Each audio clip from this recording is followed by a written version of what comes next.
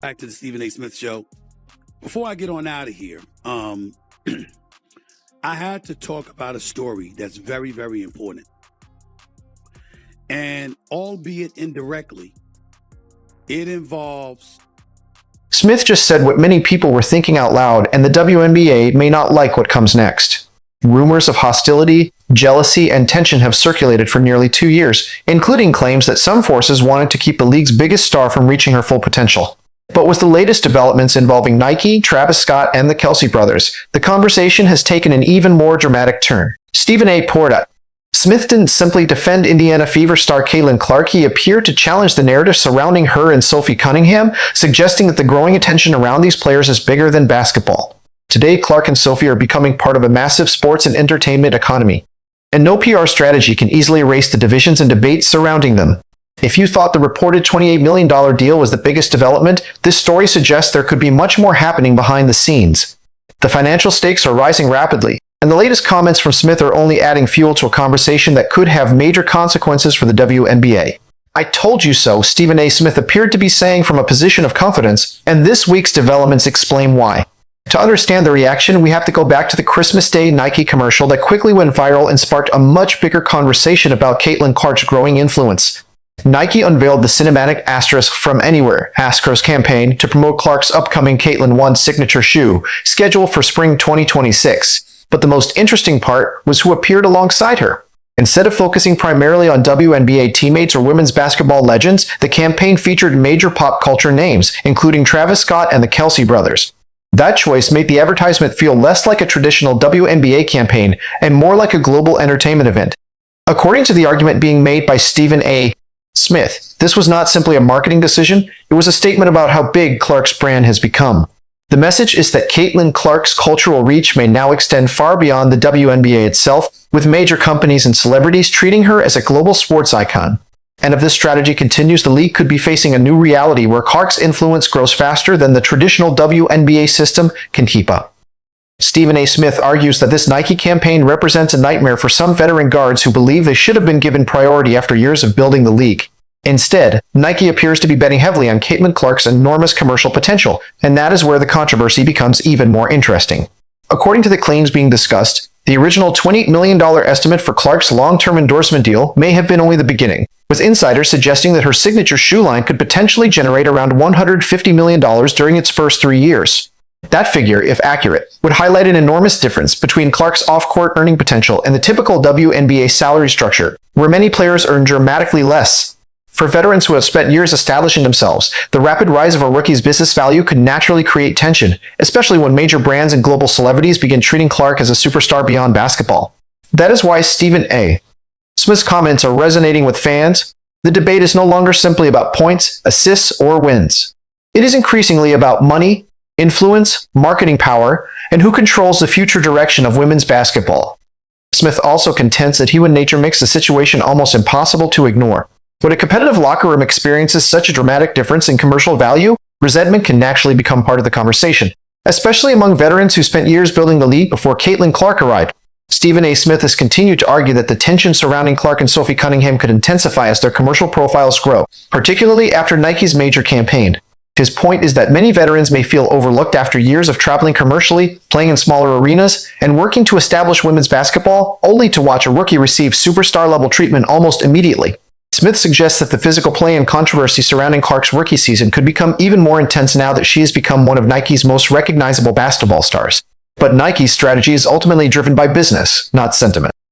The company studies ratings, merchandise sales, audience engagement, and global interest, and Clark's numbers have made her an unusually valuable athlete. While a league may try to spread attention across teams and players, Nike can choose to put its resources behind the individual it believes has the greatest worldwide potential.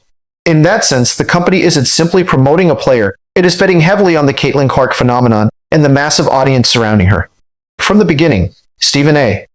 Smith has been highly critical of how the WNBA handled Caitlin Clark's arrival, arguing that the league may have underestimated her commercial power by trying to treat her like an ordinary rookie instead of embracing the attention she brought with her. His argument is that while the WNBA wanted to highlight a league filled with many talented stars, Nike saw something different, a potential megastar capable of attracting audiences far beyond women's basketball. That difference in perspective is at the heart of the controversy. According to Smith, the latest Nike campaign demonstrates that Clark's influence has grown beyond the league's traditional boundaries, especially when major pop culture figures such as Travis Scott become part of her brand. Smith also connects the current situation to several controversies surrounding Clark over the past 2 seasons, including physical confrontations, tensions involving other young stars, and the debate surrounding her Olympic Team USA exclusion. In his view, these incidents may represent a larger conversation about how Clark's rapid rise has affected the existing basketball hierarchy. The Olympic controversy became particularly significant because many fans questioned why one of the sport's biggest emerging stars was left off the roster, while others argue that experience and team balance were the deciding factors. Regardless of which interpretation is correct, the debate highlighted just how closely every decision involving Clark is now being scrutinized, with her growing commercial influence making her role in the future of women's basketball impossible to ignore. Now, the same athlete is at the center of a major Nike campaign, and Stephen A. Smith has used that moment to argue that the gap between the WNBA's traditional approach and corporate America's strategy has never been clearer. His argument is that while league officials and basketball decision-makers focused on experience, hierarchy, and established stars, Nike focused on Clark's enormous commercial potential and the audience she brings with her. In Smith's view, attempts to downplay her importance only made her more powerful, more recognizable, and more valuable to major brands. With the Caitlin 1 reportedly set for an April 2026 launch, the excitement around Clark's signature sneaker has become another major part of the story. A signature shoe is one of the biggest honors an athlete can receive, and while players such as Breanna Stewart and Sabrina Ionescu have already entered that space, Clark's launch is attracting comparisons to much larger basketball sneaker rollouts. Analysts are watching closely to see whether the Caitlin 1 creates massive demand, strong resale interest, and a new generation of fans who identify with Clark's brand. The reported C-inspired branding also adds another layer, positioning Clark not simply as another Nike athlete, but as a standalone global sports brand whose identity could eventually extend far beyond the WNBA. When fans see the Jumpman, they immediately think of Michael Jordan rather than simply the Chicago Bulls, and the argument being made here is that Nike wants its new Clark branding to create a similar association with Caitlin Clark as an individual brand, rather than tying her identity entirely to the WNBA or the Indiana Fever. Stephen A. Smith argues that this growing commercial power could give Clark enormous leverage because, in his view, the league may ultimately need the attention and revenue she generates more than she needs the league itself. Smith has also addressed the complicated conversation surrounding race and Clark's rise, noting that her status as a white star from Iowa has created intense debate within a league historically shaped by black women. He argues that the discussion cannot simply be reduced to privilege or resentment because business numbers matter too. Clark has generated major attention, sold merchandise, attracted huge television audiences, and helped bring new fans to women's basketball. From Smith's perspective, players should recognize that increased attention can eventually contribute to higher salaries, better travel, improved facilities, and greater opportunities throughout the league. At the same time, the debate over who benefits most from Clark's popularity remains complicated, especially as Nike increasingly positions her alongside major cultural figures such as Travis Scott and the Kelsey brothers. The campaign therefore represents more than a sneaker advertisement. It reflects a broader shift in how Caitlin Clark is being marketed, with her identity increasingly becoming a powerful global brand of its own. Nike's positioning Sophie and Caitlin Clark as true crossover stars who can reach far beyond the traditional WNBA audience, attracting NFL fans, hip-hop audiences, and people who may have never watched a full WNBA game before. According to Stephen A. Smith's argument, that broad appeal gives Clark enormous commercial power because any future controversy involving her would no longer stay within basketball circles. It could quickly become a mainstream conversation. The story also suggests that Nike understood Clark's potential from the moment she left Iowa, creating intense competition for her endorsement and carefully building anticipation around the delayed launch of the Caitlin 1 in spring 2026. Rather than rushing the sneaker onto the market, the strategy was to let her rookie story develop, allowing the excitement, rivalries, headlines, and controversies to build before unveiling the product. From this perspective, Nike didn't simply enter the WNBA marketing game, it turned Clark's entire rise into a long-form global campaign. The comparison with Sabrina Ionescu's successful signature shoe makes the strategy even more interesting, with reports suggesting Nike expects dramatically higher demand for Clark's debut and is preparing substantially more inventory. If that gamble pays off, the Caitlin 1 could move beyond being just another basketball sneaker and become a major lifestyle product, similar in cultural reach to iconic Nike lines such as the Jordan and Dunk franchises. Stephen A. Newey.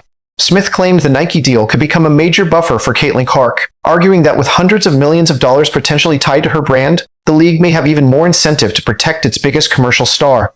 He speculates that officiating could become stricter next season to reduce dangerous contact, but warns that such protection could also create new tension inside WNBA locker rooms. If Clark begins receiving even more attention from major celebrities and crossover sports figures, the divide between her growing influence and the league's traditional culture could become even more noticeable. The inclusion of the Kelsey brothers in Nike's campaign, Smith argues, is another strategic move because it connects Clark to the massive NFL audience and signals that she is becoming more than a basketball personality. While some purists may worry that this level of commercialization could change the WNBA's identity, Smith believes embracing Clark's popularity is essential for the league's future growth. And even though the final Caitlin 1 colorways remain a major point of anticipation, the interlocking C design represents something much bigger than a sneaker. It symbolizes ownership, branding, and the possibility of Clark building an influence that extends far beyond the WNBA. Point 10. Although Caitlin Clark's exact royalty terms remain private, Stephen A. Smith speculates that her footwear earnings could become enormous if her signature line reaches the sales levels many expect. He suggests that under a strong royalty arrangement and massive product volume, Clark could potentially generate millions of dollars annually from her shoes alone, creating the kind of generational wealth that can change an athlete's entire career.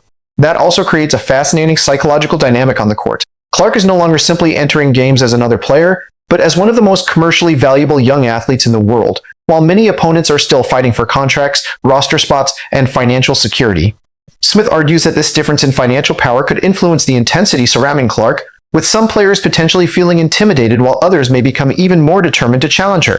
As the Caitlin 1 moves closer to its launch and Nike continues connecting Clark with major figures in music, entertainment, and professional sports, her brand is becoming increasingly difficult to separate from the larger culture.